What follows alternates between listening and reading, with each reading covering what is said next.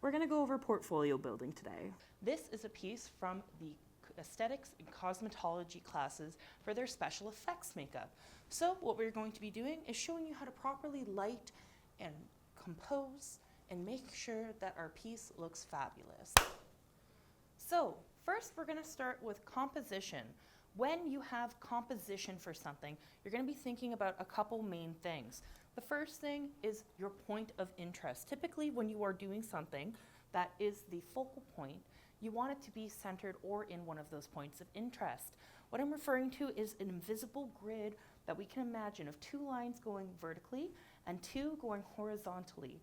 Those 4 sections that intercross with each other are our points of interest, and in between them is the center.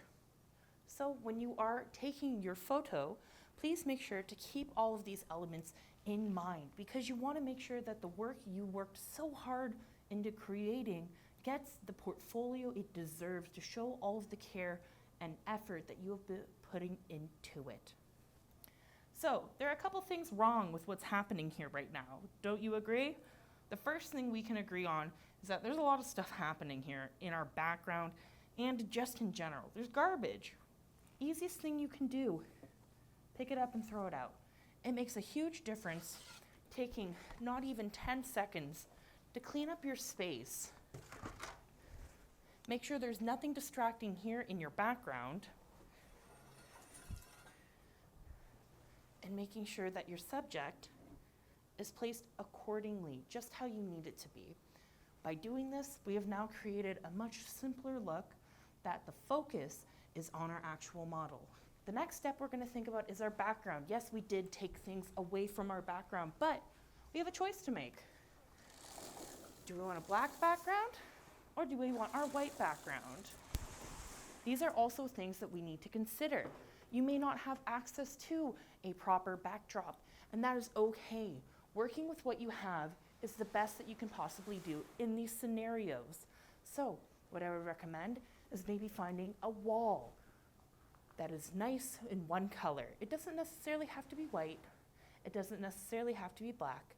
It can be tan, it can be whatever color. When we do this, again, we're keeping the focus on our actual work rather than something distracting that's happening into the background that can catch the viewer's eye instead. Another thing we can do is add lighting. I'm going to add this light over here and turn it on. And again, if you do not have access to a light like this, you can use a lamp. Even better, you can use a window. Windows are really wonderful for these purposes because they offer a really beautiful soft light, and they can actually look prettier than studio lights can in some scenarios. What I'm going to do is just adjust our light. I'm going to make it brighter, and I'm also going to make it more of a cool tone so it looks like what the sun would actually look like. And depending on where you place your light is going to adjust how your subject looks. So when I raise this light, you will see there's now a shadow underneath the nose, and that's what you're really hoping to get if you are photographing people. Just in general, this is a really wonderful dimensional way to show off whatever you are trying to photograph. Shadows right here, that's what we call butterfly lighting. And it's always higher than your actual model, pointing down, not directly to, but you're more or less getting them with the little band that's here at the bottom. And the reason for that is it's much softer and it looks just not as stark in contrast, where if I were to take the light and put it directly right next to my work, the shadows are more intense, and in general, it makes it look a little flat, which is what you're trying to avoid when you're trying to show off your work. There's dimension. Show it off. We're not 2-dimensional beings, we're 3-dimensional beings, and we make 3-dimensional things.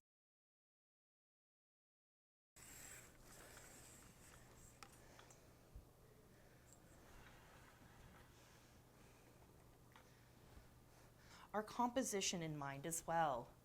So I'm just going to take this, move it over a little bit. Taking this image with our phone. And as you can see, I have my grid here with my points of interest and a level. So what I'm going to do is center myself, compose, zoom in. Again, we're trying to show off the makeup in this case.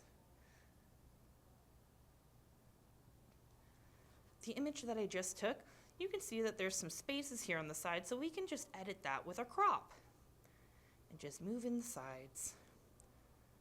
So now that we have a distraction-free piece that you can add to your portfolio, and it looks great. You can also take it sideways if you wish. And remember, it is far easier to turn your subject and photograph